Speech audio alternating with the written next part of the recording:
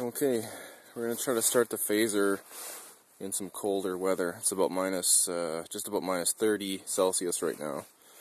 We'll see how the cold start ECU does when it's really cold.